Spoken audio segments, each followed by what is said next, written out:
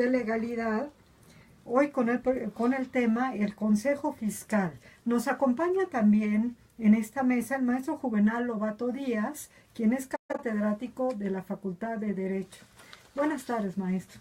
¿Qué tal, doctora? Primero que nada, muchas gracias por la invitación. La verdad es que es un gusto estar en este medio de comunicación de la Facultad de Derecho de nuestra querida universidad y sobre todo pues hablar de temas de actualidad. Este tema del Consejo Fiscal Mexicano sin duda que se da a partir de la propuesta que nos presenta por ahí Coparmex y algunos senadores de la República, pero es una propuesta que me parece que por lo menos vale la pena escuchar y vale la pena debatir. Qué tan bueno puede ser tener este consejo o qué tan malo también puede ser, ¿no? Yo creo que eso es el tema central. Claro, ¿cuáles serían las principales atribuciones de este Consejo Fiscal? Bueno, doctora, te platico un poquito, incluso déjame poner un poco el contexto de mi participación en este tema, que de hecho creo que fue por ahí que nos coincidimos en algún foro en el Senado de la República sobre este tema. La idea de Coparmex, que es una propuesta que nace particularmente de ellos, presentarla a los senadores, tiene como un objetivo principal que pueda existir un consejo consultivo, llamémosle así, que permita a las autoridades debidamente constituidas en este país, particularmente la Secretaría de Hacienda, el Servicio de Administración Tributaria, que permita tener un espacio de debate y evaluación de cómo se van a dar no solamente el fijar ciertas políticas públicas en materia fiscal, sino sobre todo cómo se va a hacer la vigilancia de este tipo de los recursos que tenemos y que se asignan presupuestalmente. Realmente, a pesar de la denominación de Consejo Fiscal Mexicano, el tema central radica mucho en la fiscalización, en la rendición de cuentas que deba ser evaluada por una instancia que eventualmente pueda tener, ¿por qué no?, ciertos factores o ciertas decisiones determinantes en la política pública. Entonces, ¿cómo nace la idea? Bueno, una propuesta de Coparmex particularmente,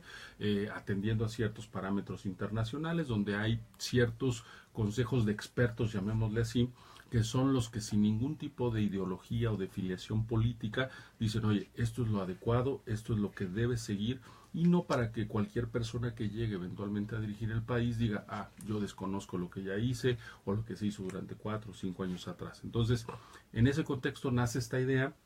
La forma en la que originalmente nace y se concibe es que se trate de un consejo de expertos, expertos en derecho, en economía, en finanzas, que puedan dar sus opiniones respecto de cómo se fijan las políticas públicas del país en materia fiscal, pero sobre todo de cómo se da la vigilancia del ejercicio del gasto público.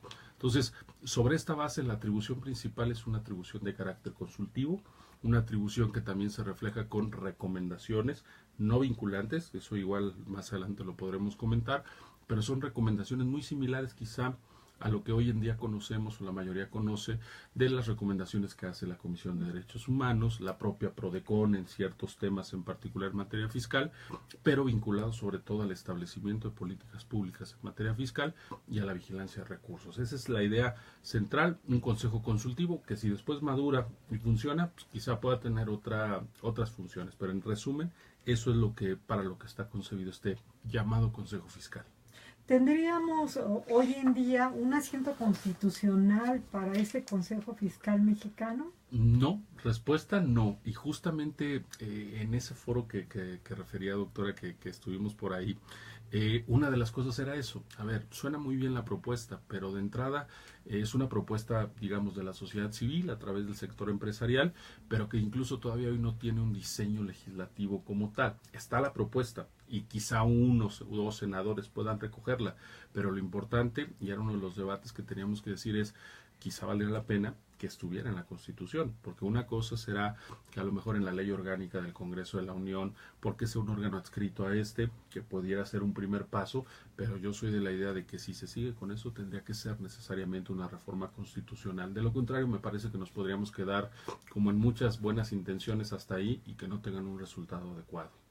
Bien, ¿y este Consejo Fiscal Mexicano tendría algún tipo de responsabilidad? Porque pues lo vemos como un instituto de corte, en principio ciudadano, pero si no mal recuerdo, ya el sesgo que le dieron por ahí es como un órgano de apoyo al Poder Legislativo, lo cual en lo particular a mí no me agrada mucho, Sí. pero ¿Cuál es su opinión? Yo creo que, a ver, tenemos que partir de la base de qué queremos con una idea como esta. Yo creo que ese es el tema central.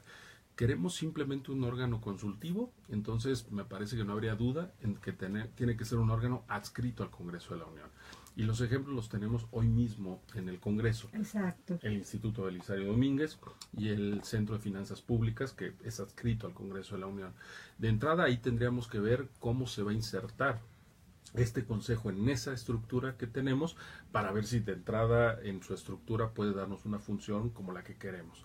Segundo, lo que decíamos, el tema constitucional, me parece que hacia allá es a donde tendríamos que aspirar, sobre todo porque hay que recordar que la idea es que quien forme parte de ese consejo sean expertos verdaderamente en materia financiera, en materia económica, en materia fiscal, y no lo que hoy tenemos, que son muchos temas con sesgo político. Hay que decirlo claramente, y en esta universidad creo que es una de las cosas que nos podemos jactar de decirlo abiertamente.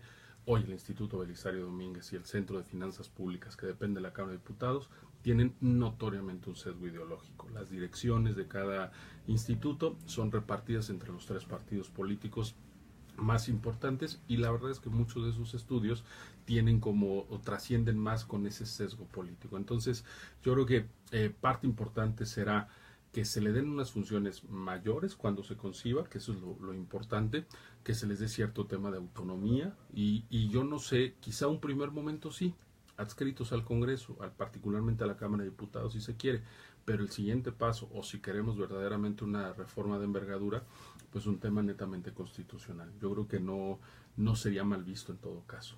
Bien, además de estas características que ya nos ha señalado, de que serían sus integrantes o su titular en su caso, verdaderos especialistas en temas de finanzas públicas o de derecho fiscal, ¿por qué no? Claro. ¿Qué otras características debiéramos encontrar, puesto que estamos comentando que los órganos que existen como órganos consultivos del Poder Legislativo, pues muchas veces lo que hacen es justificar, ¿no? Ya las famosas reformas, las iniciativas. A ver, yo voy a decir algo que también me parece que hacia allá estamos transitando en reformas legislativas. Me parece que un modelo que podría ser adecuado para la designación de quien forme parte de este consejo tendría que ser muy similar a lo que hoy tenemos. Vamos a esperar que funcione, pero lo que hoy por lo menos en la ingeniería legislativa está estructurado, que es el famoso Consejo Ciudadano del Sistema Nacional Anticorrupción. Yo creo que ese puede ser un buen parámetro. No me atrevo a decir que es la solución porque todavía no terminamos de ver cómo cuaja, permítanme decirlo así, el Consejo Ciudadano en el Sistema Nacional Anticorrupción, pero a mí me llamó mucho la atención la forma de designación de los miembros. Sí. Fue un proceso abierto, fue un proceso en el Senado de la República, incluso por ahí hay un abogado tributarista que forma parte de ese consejo, hay gente reconocida en temas de transparencia. Entonces yo creo que esa parte, ese debe ser un modelo que quizá nos ayude para esto, una convocatoria abierta, en este caso ya sea la Cámara de Diputados o el Senado, que se evalúe el perfil de esa persona. Ojo, no tenemos que buscar políticos, ese es el tema central, tenemos que buscar gente técnica, gente de las universidades, gente de la sociedad civil. Quizá decir independiente, hoy que está tan de moda el término, no sea lo adecuado, pero sí gente que por lo menos tenga credenciales técnicas para que pueda participar en esto. Entonces, yo creo que un esquema como ese, donde este Consejo Fiscal Mexicano se forme por gente de la sociedad civil, académicos, me parece que ese tiene que ser el camino. De lo contrario, sin duda que naufragaremos en el intento que queramos hacer de una figura como esta. Sería importante que tuviera también cierto reconocimiento, cierto prestigio. Sí, sin duda, sí, me atrevo yo a pensar en gente de la academia, por ejemplo, que sea investigador del Sistema Nacional de Investigadores, que sus estudios sobre todo se hayan enfocado en un perfil de finanzas públicas, en un perfil de derecho tributario, porque hay que recordar que el fenómeno financiero envuelve no solamente la parte fiscal, no solamente la parte del diseño de políticas públicas, la administración de estas y sobre todo la vigilancia, que ahí es donde me parece debemos ir a ese siguiente paso. ¿Qué funciones va a tener? ¿Solamente de consultiva de estudio o quizá de recomendaciones, lo que comentamos hace un momento, o qué tan vinculante va a ser también las recomendaciones o los análisis que hagan? Esas recomendaciones, pues igual yo pensaría, ¿no?, que no sean vinculantes para que pues tengan el matiz de lo que es la institución en el derecho comparado. Pero, ¿cómo serían? ¿Qué tan frecuentes debiera de estar este órgano al pendiente y decir cada semana, informar a la sociedad, o solamente cuando haya algo muy, muy relevante? ¿En qué momento considera que sería así óptimo su intervención? A ver, yo creo que podríamos hablar de dos momentos y sobre todo en función a las atribuciones que se le den. El primer momento me parece que tiene necesariamente que ser cuando exista algún tipo de pronunciamiento o de situación en los hechos que amerite que tengan que pronunciarse, es decir, alguna petición. Yo creo que esa parte es importante porque si no perdería la función. Y la segunda me parece que tiene que ver con si se identifican, llamémoslo así, motu propio, de oficio, ciertos fenómenos que digan esto amerita que exista un pronunciamiento. Sin duda que una recomendación de entrada tendría que ser eso, una recomendación no vinculante, pero que la vinculación se dé por el prestigio que llegue a ganar ese consejo. Y un ejemplo, hoy lo tenemos. La Procuraduría de la Defensa del Contribuyente podrá tener sus bemoles, pero hoy sus recomendaciones no son vinculantes y a mí no me ha tocado ver ninguna recomendación que por lo menos no exija o amerite un pronunciamiento del SAT o de alguna de las autoridades fiscales.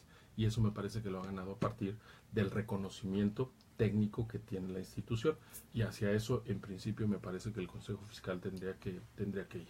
Sí, de hecho, pues hay dentro de la organización del SAT quienes tienen la función de estar en permanente contacto con la PRODECON, dada la atención que merece. Así es. Bien, vamos a un corte institucional y estamos de regreso en unos minutos.